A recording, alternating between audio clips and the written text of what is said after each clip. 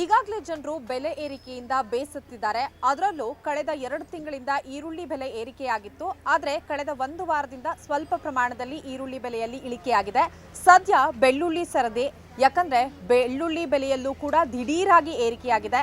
ಸದ್ಯ ನಾನು ಯಶವಂತಪುರ ಮಾರ್ಕೆಟ್ ಬಳಿ ಇದ್ದೀನಿ. ಇಲ್ಲಿನ ದೃಶ್ಯವನ್ನ ಕೂಡ ತೋರಿಸ್ತೀನಿ. ನೀವು ಗಮನಿಸ್ತಾ ಇರಬಹುದು, ಬೆಳ್ಳುಳ್ಳಿಯ ರೇಟು 1 to double ಅಲ್ಲ, ತ್ರಿಬಲ್ ಆಗಿರುವಂಥದ್ದು. ಅದರಲ್ಲೂ ಹೈಬ್ರಿಡ್ ಬೆಳ್ಳುಳ್ಳಿ ಮತ್ತೆ ನಾಟಿ ಬೆಳ್ಳುಳ್ಳಿ ಅಂತ ಬರುತ್ತೆ. ಸೊ ನಾಟಿ ಬೆಳ್ಳುಳ್ಳಿ ಬೆಲೆ 1 kgಗೆ 400 ರೂಪಾಯಿ ಆಗಿದೆ. ಅದರ ಜೊತೆಗೆ ಹೈಬ್ರಿಡ್ ಬೆಳ್ಳುಳ್ಳಿ ಈಗ ನೀವೇನು ನೋಡ್ತಾ ಇದ್ದೀರಾ, ಇದು 1 kgಗೆ 320 ರೂಪಾಯಿ ಆಗಿದೆ.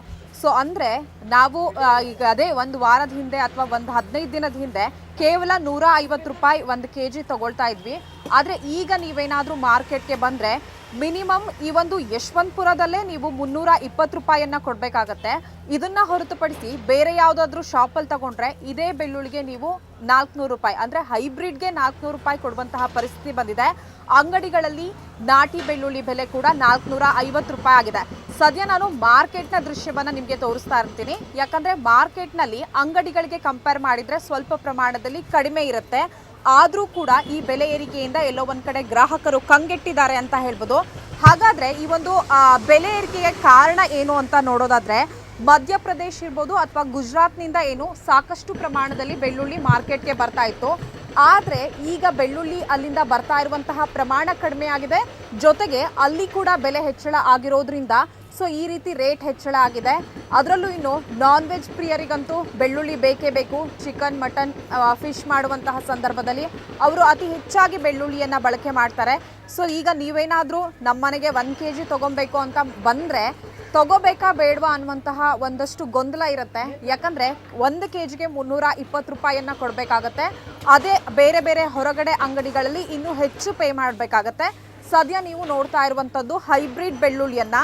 ಜೊತೆಗೆ ಇಲ್ಲಿನ ವ್ಯಾಪಾರಿಗಳು ಕೂಡ ಹೇಳ್ತಾ ಇದ್ದಾರೆ, ಅಂದರೆ ಈ ಒಂದು ಬೆಳ್ಳುಳ್ಳಿ ರೇಟು ಇಷ್ಟೆಲ್ಲ ಹೆಚ್ಚಾಗಿರುವಂಥ ಹಿನ್ನೆಲೆಯಲ್ಲಿ ಗ್ರಾಹಕರು ಕೂಡ ಬರ್ತಾ ಇಲ್ಲ ಹೆಚ್ಚಿನ ಸಂಖ್ಯೆಯಲ್ಲಿ ಅಂತ, ತಮಗೆ ವ್ಯಾಪಾರ ಕೂಡ ಆಗ್ತಾ ಇಲ್ಲ ಅಂತ.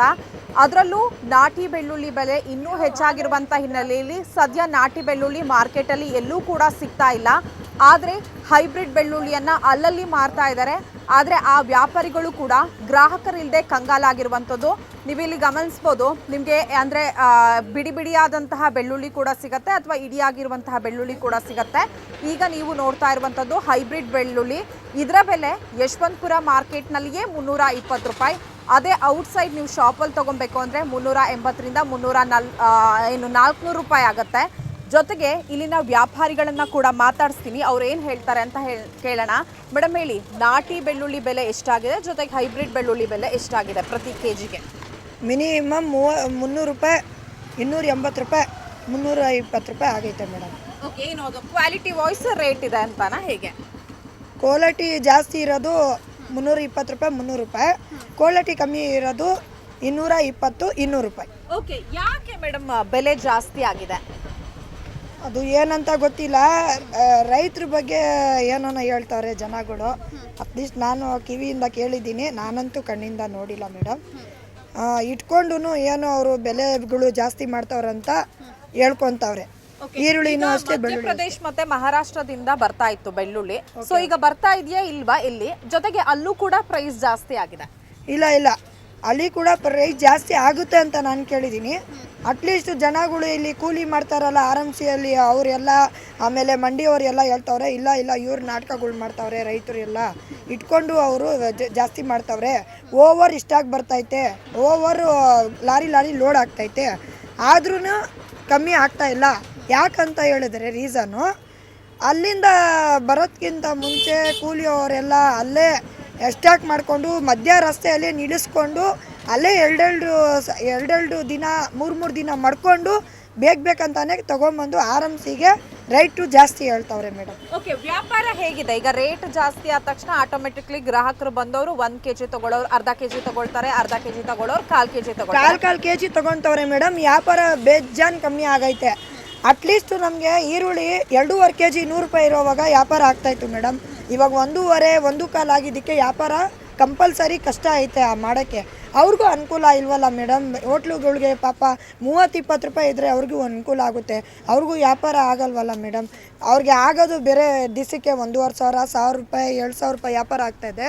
ಅಟ್ಲೀಸ್ಟ್ ಅವರು ಇಷ್ಟು ಎಲ್ಲ ಇದು ಜಾಸ್ತಿ ತೊಗೊಂಡು ಹೋಗಿದ್ರೆ ಅವ್ರಿಗೂ ಅನುಕೂಲ ಆಗಲ್ಲ ಮೇಡಮ್. ಕಷ್ಟ ಐತೆ. ಕಂಟಿನ್ಯೂ ಆಗುತ್ತಾ ಹಾಗಾದ್ರೆ ಜಾಸ್ತಿ ಆಗೋದು ಅಥವಾ ಏನಾದ್ರೂ ಕಡಿಮೆ ಆಗೋದು? ಇಲ್ಲ, ನನಗೆ ಹೇಳ್ದಂಗೆ ರೈಟ್ ಜಾಸ್ತಿ ಆಗುತ್ತೆ ಅಂತ ಅರ್ಥ ಮಾಡ್ಕೊಂಡಿದ್ದೀನಿ. ಹೆಂಗಾದ್ರೆ ನಮ್ಮದು ರಂಜಾನ್ ಬರ್ತೈತೆ, 3 ತಿಂಗಳೈತೆ ರಂಜಾನು, ಜಾಸ್ತಿ ಆಗುತ್ತೆ ಅಂತ ನಾನು ಅನ್ಕೊತಾ ಇದ್ದೀನಿ ಮೇಡಮ್. ಯಾಕಂದರೆ ಜನಗಳು ಹೇಳ್ಕೊತವ್ರೆ ಜಾಸ್ತಿ ಆಗುತ್ತೆ ಅಂತ.